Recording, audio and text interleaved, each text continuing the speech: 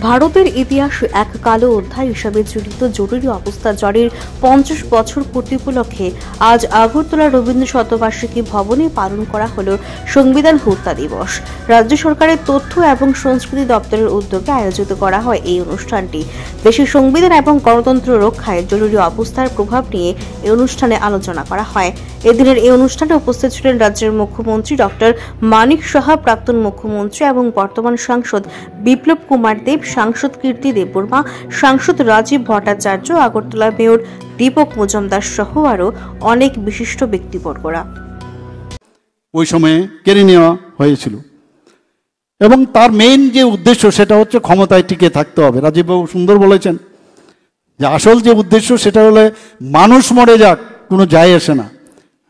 কনস্টিটিউশনের আমরা কিছুই মানব না, কিছু যায় আসে না, কিন্তু আমার গদি ঠিক থাকতে হবে। আমার মনে আছে কিস্সা কুর্সিকা একটা সিনেমা হয়েছিল তৎকালীন সময়, কিস্সা কুর্সিকা। আমি জানি না এটাকে এত সুন্দরভাবে দেখিয়েছিল, আমি নিজে কিন্তু বইটাকে দেখতে পেয়েছিলাম তখন। সেখানে এই প্রধানমন্ত্রী, তৎকালীন প্রধানমন্ত্রী ইন্দিরা গান্ধীর সম্পর্কেই এটাকে পুরো বিষয়টা মানুষ জনসাধারণের কাছে দেখানোর জন্য সেটা করেছিল এবং সেটাকে মানে তৎকালীন সময়ে সেটাকে বন্ধ করে দেওয়া হয়েছিল, কিস্সা কুর্সিকা। তো যেটা রাজীববাবু বলেছেন, কুর্সি ধরে রাখার জন্য এই যে ব্যবস্থা, যে আমি সেদিন অবাক হয়ে গেলাম যে ওনার যে সুপুত্র এখন কংগ্রেসের যে যিনি রাহুলজি সেদিন বলছেন দিদিমা এটা ভুল করেছেন, ইমার্জেন্সিটা না দিলেও পারতো। আশ্চর্য আমি লাগছে, উনি এখন শিখা কি কারণে বলছেন, দেখলো জনমত তার এগেনস্টে, তো একটা কিছু বলা দরকার। তো তবু আমি বলবো যে উনি অ্যাটলিস্ট মেনে নিলেন যে এটা হওয়াটা ঠিক হয়নি।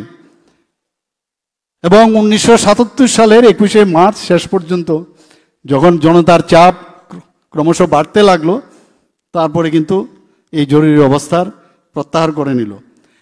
আমার সত্যি মাঝে মাঝে আমরা দেখি ইতিহাসে পাতায় স্বর্ণাক্ষরে লেখা থাকবে, ডক্টর শ্যামাপ্রসাদ মুখার্জি উনি কি বললেন যে এক দেশে দুটো দেশ কি করে থাকবে, দুটো প্রধান কি করে থাকবে, দুটো নিশান কি করে থাকবে, তাকে প্রতিবাদ করার জন্য পারমিট কেন লাগবে। উনি চলে গেলেন সেই দিল্লি থেকে পাঞ্জাব থেকে জম্মু বর্ডারে, ওনাকে অ্যারেস্ট করা হলো এবং শেষ পর্যন্ত কিভাবে উনি মারা গেছেন আমরা সবাই জানি।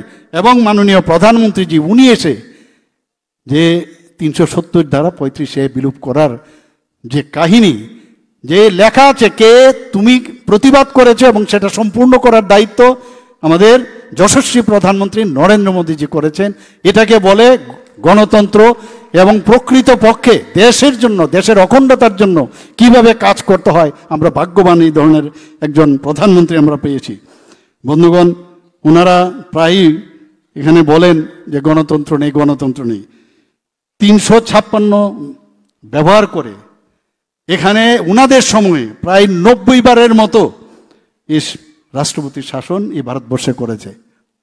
এগুলো মানুষকে বলতে হবে না, মানুষকে বলতে হবে এগুলো।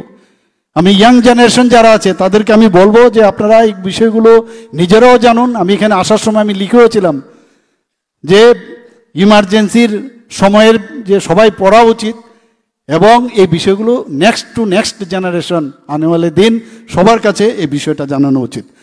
জরুরি অবস্থা তিনটা বিষয়ে হয়। একটা হচ্ছে এক্সটার্নাল প্রবলেম, যদি কেউ অন্য দেশ আক্রমণ করে। আরবার যে ইন্টারনালি যদি রেবেলিয়ান সৃষ্টি হয়, অস্ত্রশস্ত্র নিয়ে সেখানে যদি দেখা যায় যে সমস্যা হচ্ছে, তবেই এই ন্যাশনাল ইমার্জেন্সি ডিক্লেয়ার করা যায়। এবং 352 ধারা অনুসারে সেটা করা হয়। কিন্তু আমরা কি দেখলাম, এরকম কোনো সিচুয়েশনই ছিল না। শুধু কুর্সিকে রাখার জন্য এই ধারাকে প্রয়োগ করে, অপব্যবহার করে যে কিভাবে শাসন ব্যবস্থা কায়েম করা যায় সেটা আমরা দেখেছি। আরেকটা হচ্ছে স্টেট ইমার্জেন্সি, রাজ্য ভিত্তিক যখন বিভিন্ন সময় সমস্যা হয় সেখানে স্টেট ইমার্জেন্সি হয়। আরেকটা হচ্ছে ফাইন্যান্সিয়াল ইমার্জেন্সি।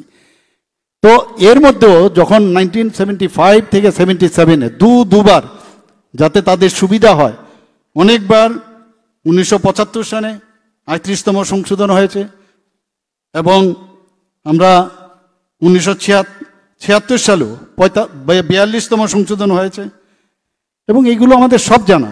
আমাদের দেশের মধ্যে 3 বার ইমার্জেন্সি হয়েছে, একবার 1962 চায়না যখন আক্রমণ করে এবং প্রায় 6 বছর সেটা ছিল, কারণ মাঝখানে আবার পাকিস্তানের সাথেও আমাদের যুদ্ধ হয়েছিল।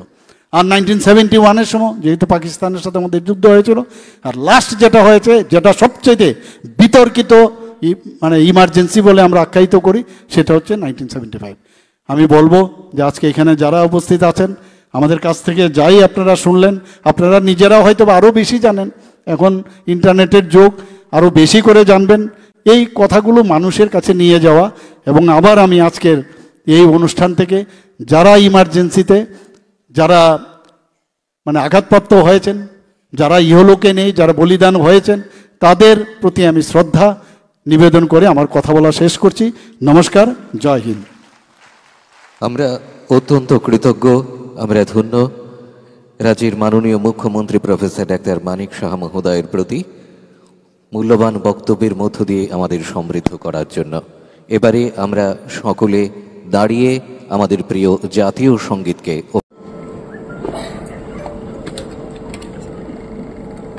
ইতিহাস আজকালকার যে সোসাইটি, তার মধ্যে অনেক সময় কিছু কিছু দেশকে বিভ্রান্তকারী তথ্য, যারা নকশালবাদকে সাপোর্ট করে, যারা মৌলবাদকে সাপোর্ট করে,